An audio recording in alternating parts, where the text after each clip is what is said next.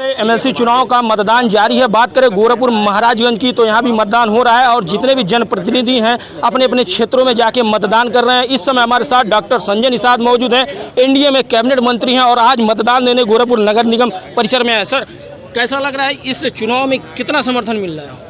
पूरा का पूरा 100% उत्तर प्रदेश में अब कोई है ही नहीं। NDA Bharatiya Janata party, Nishad party अपना दल का है, क्योंकि मोदी जी की नीतियों, अमित शाह जी के प्रबंधन, योगी जी के सुशासन को जिस तरीके से जनता ने सराहा और उनका समर्थन किया और वोट दिया और ऐतिहासिक विजय लाए, उन चुने हुए जनप्रतिनिधियों के द्वारा ये चुनाव हो रहा है और इनको सदन में भेजकर विधान परिषद में एक जनता की आवाज़ उठाई। मैं भी सौभाग्यशाली हूँ कि माननीय योगी आदित्यनाथ को धन्यवाद दूंगा कि गरीब मछुआरे बेटे को अपनी टीम में जगह दिया। जिस समाज का मैं संघर्ष कर रहा था, जिसके लिए सड़क से सदन तक लड़ रहा था, उनको जगा रहा था, उसके बेटे को अपने साथ लिया और इसको दिया और हमारा समाज गौरवान्वित है।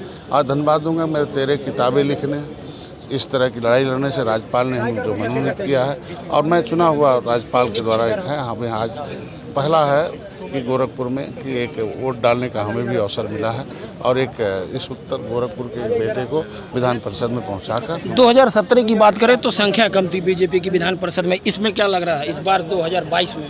देखिए, जैसे जैसे नीतियों का धरातल पर उतरता है, भारतीय जनता पार्टी का सिद्धांत है अंत्योदय, अंतिम व्यक्ति के जीवन में उदय। निषाद पार्टी का उद्देश्य है कि निर्बल को सबल बनाना है।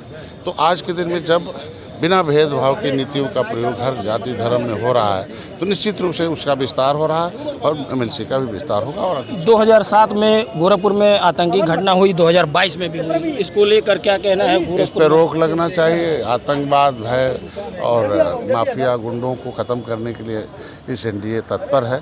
2-4 जो बचे हैं इनके ऊपर भी कार्रवाई होगी। मैं उस आतंकवादी घटना का मैं भर्त्सना करता हूं, निंदा करता हूं और जहर घोलने वालों के खिलाफ कार्रवाई होनी चाहिए। मैं धन्यवाद दूंगा भाजपा को, भारतीय जनता पार्टी को कि वो एक ऐसी नीति ला रही है कि हर आदमी को राष्ट्रवाद पढ़ाया जाएगा, धर्मवाद, इतिहास पढ़ाया जाएगा, संस्कृति पढ़ाई जाएगी, जो ये जहर घोलने वाले खत्म हो जाएंगे और सारे युवा सही रास्ते पर आएंगे। आप एनडीए में शामिल हैं। एक बड़े नेता का कहना था कि विदेशों में अजान नहीं होता है, ऐसे में भारत में अजान हो रहा है, इसको देखा जाएगा? सोचा अजान अनजान लोगों के दिमाग को खराब करना है और धर्म भगवान जब है तो कमरे में बैठ कर पूजा पाठ करने की सब कुछ छूट है।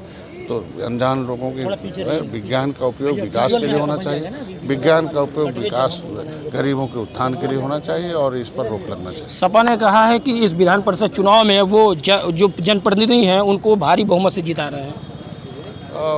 उनके जो कहते हैं 2014 से देख लीजिए, 2014 में सरकार बना रहे थे, 2017 में बना रहे थे, 2019 में बना रहे थे और 2022 में तो और भी बना रहे थे। कई साथियों को लेके डूब गए, तो उससे तो दूरी रहना चाहिए। तो ये थे डॉक्टर संजय निषाद जी, जिन्होंने कहा कि 2012 से लेके कई साथियों को लेके सपा और उसके सहयोगी दल डूब चुके हैं और इस विधान परिषद चुनाव में बीजेपी और एनडीए की पार्टी बहुमत से जीतकर विधान परिषद में जाने का काम करेगी। एनबी न्यूज़ के लिए गोरखपुर से गोविंद कुशवाहा।